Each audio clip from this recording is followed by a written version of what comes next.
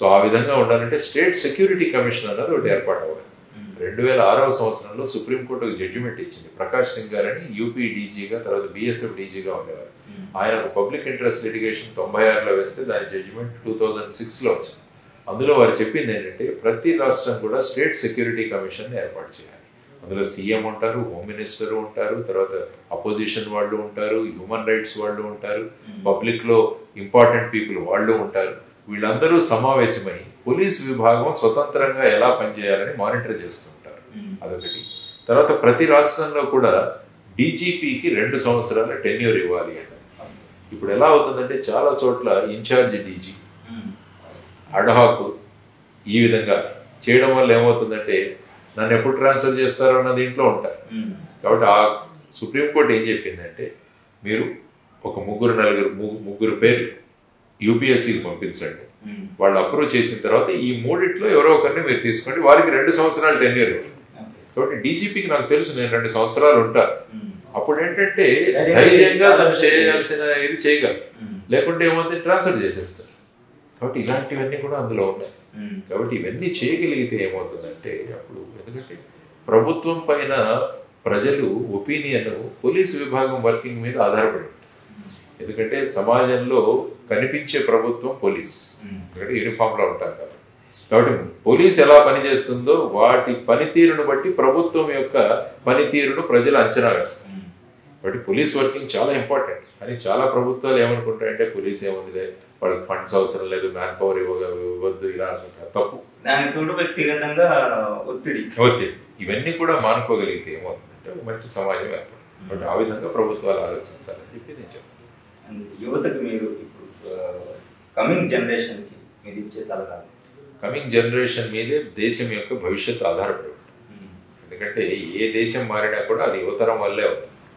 కానీ ఇప్పుడు యువతరం ప్రస్తుతం ఏమవుతుందంటే ముఖ్యమైన సమస్య ఏంటంటే చదువుకుంటున్నారు అందరూ, కానీ వారందరికీ కూడా తగినంత ఉపాధి దొరకట్లేదు. ప్రభుత్వ ఉద్యోగాలు కావచ్చు, ప్రైవేట్ ఉద్యోగాలు కావచ్చు, స్వయం ఉపాధి కావచ్చు, వీటన్నిటి మీద ప్రభుత్వం శ్రద్ధ పెట్టాలి. ఎందుకంటే భారతదేశంలో ఉన్నంత యువతరం ప్రపంచంలో ఎక్కడా లేదు. ఈ యువతరాన్ని సక్రమంగా మనం ఉపయోగించుకుంటే వాళ్ళకు శక్తిగా మారుతారు. వాళ్ళని సక్రమంగా ఉపయోగించుకుంటే వాళ్లే ఒక పెద్ద మనకు బర్డన్గా తయారవుతారు, తలకాయ నొప్పిగా తయారవుతారు. అందుకని చూడండి ఇప్పుడు డ్రగ్స్ ఎలా పెరిగిపోతున్నాయి, ఎక్కడ చూసినా కూడా డ్రగ్స్, తర్వాత ఈ మద్యపానం ఇవన్నీ కూడా పెరిగిపోతున్నాయి. ఎందుకంటే ఈ ఫ్రస్ట్రేషన్. కాబట్టి ఇవన్నీ రాకుండా గవర్నమెంట్ ప్రయారిటీస్ ఏముండాలంటే వీళ్ళందరికీ ఉపాధి ఎలా కల్పించాలి, స్వయం ఉపాధి ఎలా ఇవ్వాలి, స్టార్టప్లు ఎట్లా చేయాలి, ఇవన్నీ కూడా చాలా బాధ్యతాయుతంగా చేయాల్సి. తర్వాత యువతరంలో కూడా ఏంటంటే ఇన్స్టంటేనియస్ రిజల్ట్స్ కోరుకుంటున్నారు. ఇప్పుడు అయిపోవాలి, ఎందుకంటే వీళ్ళంతా T20 జనరేషన్, T20 మ్యాచ్లు చూస్తారు. అంటే ఒక రోజు కూర్చుంటే 6 గంటలు అయిపోవాలి మ్యాచ్. టెస్ట్ మ్యాచ్ చూడరు, ఎందుకంటే ఓపిక కావాలి. ఓపిక అన్నది, తర్వాత ఫోకస్, కాన్సన్ట్రేషన్ తగ్గిపోయింది. ఇప్పుడు సర్వసాధారణ వ్యక్తి యొక్క span of attention is 29 seconds.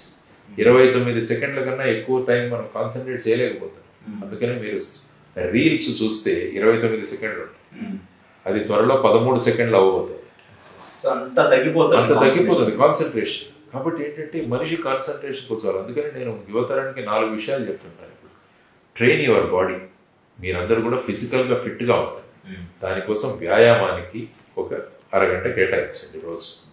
తర్వాత ట్రైన్ యువర్ మైండ్ని మన కంట్రోల్లో ఉంచుకోవడానికి ధ్యాన, ప్రాణాయామ అనేవి చాలా ముఖ్యం. దానికి ఒక కమ్యూనికేషన్ స్కిల్స్ పెంచుకోండి బాగా. మనం మాట్లాడే విధానం, ఎదురు వ్యక్తికి మనం సంబోధించే విధానం, దానికోసం పుస్తకాలు చదవండి.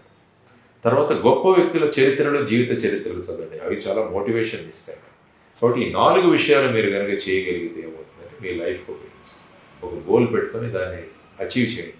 ఈ దుర్వ్యసనాల సైడ్కి మీరు వెళ్ళకండి. ఇవన్నీ ఏంటంటే ఈ బిజినెస్ వీళ్ళని ప్రమోట్ చేయడానికి యూత్ బెస్ట్ టార్గెట్. ఎందుకంటే వీళ్ళు ఎక్స్పెరిమెంట్ చేయాలి.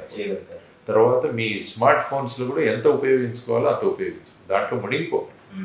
ఎందుకంటే దాని ముందు కూర్చుంటే 24 గంటలు గడిచిపోతుంది, కానీ ఆ తర్వాత ఏం చేసామంటే ఏమీ ఉండదు.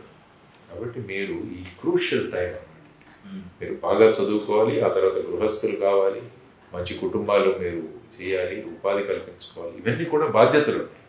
ఫైనల్గా మీరు ఇప్పటివరకు డీల్ చేసిన కేసెస్ పక్కన పెట్టి ఇలాంటి ఈ కేసు నేను కనుక డీల్ చేస్తే బాగుండేది అని మిమ్మల్ని ఇన్స్పైర్ చేసిన కేసు ఏదైనా ఉందా ఇప్పటి లాస్ట్ 10-15 yearsలో? జనరల్గా ఏం చేస్తుందంటే కేసెస్ ఏమైనా జరిగినప్పుడు కూడా నాకు తోచిన సలహా నేను సంబంధితులకు చెబుతుంటాను, ఇస్తుంటాను. ఎందుకంటే ఇన్వెస్టిగేషన్లో కొద్దిగా అనుభవం ఉంది. తర్వాత మహారాష్ట్ర లాంటి ప్రాంతాల్లో పనిచేశాను కాబట్టి అక్కడ కొంత క్రైమ్ చాలా ఎక్కువగా ఉంటుంది. ఎస్పెషల్లీ ఇప్పుడు సైబర్ క్రైమ్స్ చాలా ఎక్కువ అవుతుంది. అందుకని సైబర్ క్రైమ్ అవేర్నెస్ అన్నది కూడా నేను కూడా ఇండివిజువల్గా ఈ ఫ్లాట్స్ అపార్ట్మెంట్స్ వాళ్ళకి కూడా తీసుకుంటుంటాను క్లాసెస్. వెళ్ళి ఇలాంటివి చేయకండి, ఇలాంటి కాల్స్ వస్తుంటాయి, వీటిని అటెండ్ చేయకండి, ఈ విధంగా మిమ్మల్ని మిస్లీడ్ చేసి మీ దగ్గర నుంచి డబ్బులు తీసుకుంటారు, అవన్నీ కూడా. కాబట్టి ఇప్పుడు మనం బేసిక్గా చేయాలంటే క్రైమ్ ప్రివెన్షన్కి ఎప్పుడు కూడా ఇంపార్టెన్స్ ఇవ్వాలని నేను అంటాను. ఒక అఫెన్స్ జరిగిన తర్వాత దాన్ని ఇన్వెస్టిగేట్ చేయడం వేరు, అది జరగకుండా చూడాల్సిన బాధ్యత అది మెయిన్గా పోలీసులు దాన్ని తీసుకోవాలి. అంటే ఇది జరగకుండా కాపాడాలి. దానికోసం ఎలా చేయాలి? పబ్లిక్లో అవేర్నెస్, తర్వాత పబ్లిక్లో కాంటాక్ట్స్, ఫ్రెండ్లీ పోలీస్ అని మనం తెలంగాణ అంటాం. కాబట్టి పబ్లిక్ అన్నది ఎప్పుడు కూడా పోలీసులు చేసి ఇలాంటి చేసేవాడు వాడు భయపడాలి, కానీ సర్వసాధారణ వ్యక్తి ఎప్పుడు కూడా పోలీసులు చూసి భయపడకూడదు, పోలీసులతో సహకరించాలి. కాబట్టి ఆ విధమైన పోలీస్ ట్రైనింగ్ కూడా చాలా ఇంపార్టెంట్. జనరల్గా ఏమవుతుందంటే కొంతమంది పోలీసు మేము ప్రతి ఒక్కరిని ఇలాగే ట్రీట్ చేస్తూ ఉంటారు, కుదరదు. ఎవరైతే ఈ విధమైన నేర ప్రవృత్తి ఉందో వాళ్ళు భయపడాలి పోలీసులు. సర్వసాధారణ వ్యక్తి పోలీస్ దగ్గరికి ధైర్యంగా రావాలి, సమాచారాన్ని పంచుకోవాలి. ఎందుకంటే పబ్లిక్తో మనం కాంటాక్ట్లో ఉంటే అనేక ఇన్ఫర్మేషన్ వాళ్ళు ఇవ్వడానికి రెడీగా ఉంటారు. కానీ ఇప్పుడు పోలీస్ ఆఫీసర్ కానిస్టేబుల్ పిలిస్తేనే దడదడగలిగే పరిస్థితులు ఉన్నాయి. చెప్పాలంటే జరిగింది ప్రత్యేకంగా చూసినా కూడా పంచుకోలేని పరిస్థితి. కాబట్టి దానికోసం ఏంటంటే సీనియర్ ఆఫీసర్స్ ఎవరైతే ఉన్నారో వాళ్ళు లోవర్ లెవెల్ కానిస్టేబుల్కి ట్రైనింగ్ సెషన్స్ పెట్టాలి. సీనియర్ ఆఫీసర్స్ అవైలబుల్గా ఉండాలి. నేను సాధారణంగా మహారాష్ట్రలో పనిచేసేటప్పుడు నేను ఎక్కడైనా ఛార్జ్ తీసుకోగానే నా ఫోన్ నెంబరు నేను పేపర్లో పబ్లిష్ చేశాను. ఇది నా సెల్ ఫోన్ నెంబర్, ఎవరైనా ఎప్పుడైనా నన్ను కాంటాక్ట్ చేయవచ్చు. అదేంటంటే లోవర్ లెవెల్ వాళ్ళకి ఒక మెసేజ్ వెళ్ళేది, మనం చేయకుంటే అక్కడికి ఫోన్ వెళ్తుంది. అంతే కదా, ఫోన్ వెళ్ళిన తర్వాత ఆయన మళ్ళీ మనల్ని పట్టుకుంటాడు. కాబట్టి మనమే చేస్తే సరిపోతుంది కదా అని చాలా విషయాలు పోలీస్ స్టేషన్ లెవెల్లోనే వాళ్ళు క్లియర్ చేసాం. సో ఈ విధంగా మనం ఒక ప్రొయాక్టివ్గా ఉండగలిగితే ఏమవుతుందంటే ప్రజలకు ఎక్కడో ఒక చోట మన కష్టాలు చెప్పుకునే వ్యక్తి కావాలి అని ప్రజలు కోరుకుంటారు.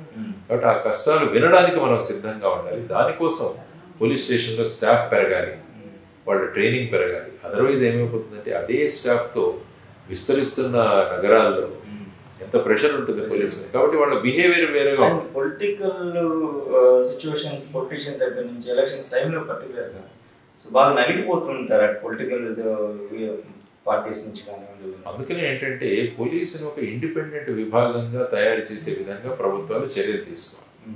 అంటే పోలీస్ ఎప్పుడూ కూడా రూల్ ఆఫ్ లా, ఎవరు నేరం చేసినా కూడా irrespective of political parties action తీసుకోవాలి. కాబట్టి యూత్ అంటే మేము ఏం చేసినా నడుస్తుంది, మేము డిసిప్లిన్ ఫాలో అవ్వము, ఇవన్నీ కూడా అనవసరం ఈ స్టంట్స్ ఇవన్నీ కూడా చూస్తుంటారు. ఎంతమంది అమ్మా నాన్నల మీద ఎంత ప్రెషర్, చదువుకొని కాలేజీ నుంచి బయటకు వచ్చిన తర్వాత మళ్ళీ అమ్మా నాన్నను ఒక పైసా అడగను అన్నది ఎంతో మొదలవండి. చేయండి, పని చేయండి, చిన్న చిన్న పనులు చేసుకోండి. చదువుతున్నప్పుడే మీరు సంపాదించి